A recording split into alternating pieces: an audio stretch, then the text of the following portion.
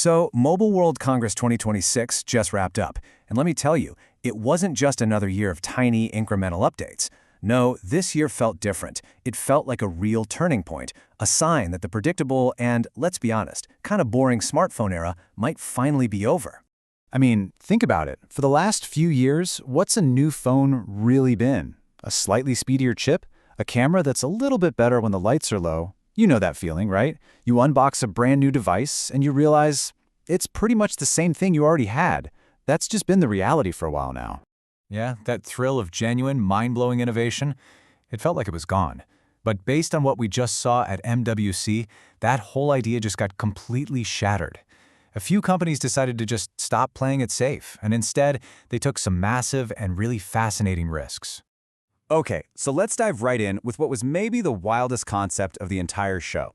Honor didn't just show off a new phone, they revealed something that questions what a phone even is.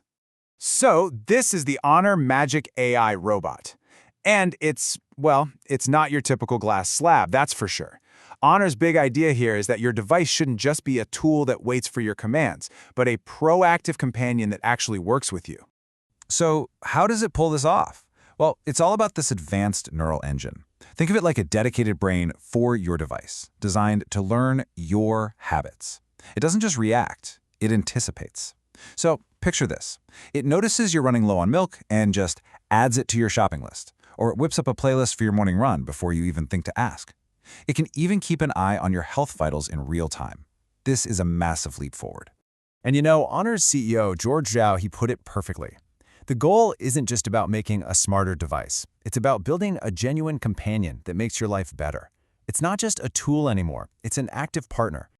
All right, so while Honor was busy rethinking the whole idea of a companion, Lenovo, they were zeroing in on something completely different. High-end, hardcore mobile gaming. And here it is, the Lenovo Legion Blade X1. This is a foldable gaming handheld that's built to go toe-to-toe with the big players like the Nintendo Switch and Valve Steam Deck. But Lenovo isn't just trying to compete. They're aiming for a totally top-tier, no-compromises experience. And you gotta hear these specs. They're just wild. It's got this beautiful 8.8-inch foldable OLED screen, so you get this huge display that still fits in your bag. Inside, it's rocking the super powerful Snapdragon X Elite chipset. I mean, we're talking desktop-level performance here, but in your hands. And it's all supported by serious hardware like advanced cooling to keep it from getting hot and console-grade haptics that make games feel incredibly immersive. So let's put it head-to-head for a second. How does it stack up against the competition? Well, while everyone else has fixed screens, Lenovo gives you this massive foldable OLED. Instead of custom mobile chips, it's got the raw power of the Snapdragon X Elite. And it swaps out that standard rumble for truly premium haptics. It's a pretty clear message. This is for serious gamers who demand the absolute best. And you know, this is a really smart play. Just like analyst Ben Wood pointed out, Lenovo isn't trying to build a phone for absolutely everyone. They are targeting a very specific, very passionate, and very lucrative niche. They're going all in to own handheld gaming. This is their claim to the throne. Okay, for our third big shakeup, let's talk about Xiaomi. They took a look at maybe the most important part of a smartphone, the camera, and decided, hey, let's not just make it better, let's totally reinvent it.